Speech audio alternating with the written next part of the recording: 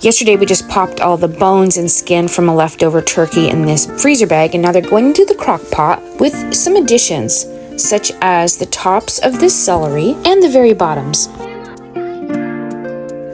Also some smashed cloves of garlic and the tops and bottoms of some carrots. Next we're adding some of our freeze-dried parsley, some fresh rosemary from out in our herb garden, some sage, and thyme. Then we're popping in some peppercorns and some water to cover it all up. Now we're just wait and let that simmer. We let it simmer all day. And now we're just going to strain out all of the broth to separate it from all of the solids.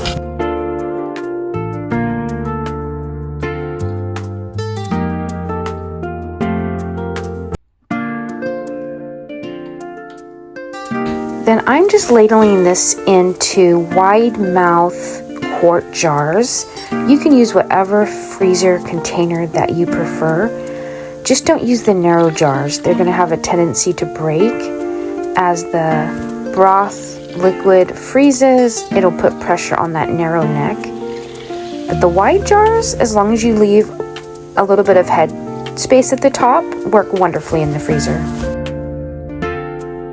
I have left plenty of room for the liquid to expand as it freezes. Weighed it up with a half gallon, a quart, and a pint. And all of this beautiful mess gets turned back into compost to further nourish the soil. I did take out some of the carrots and skin and give the dogs a treat. Now you don't have to do this, but these were in the fridge overnight. I'm just skimming off the fat from the top of it before I put them in the freezer, where they will live until they get used.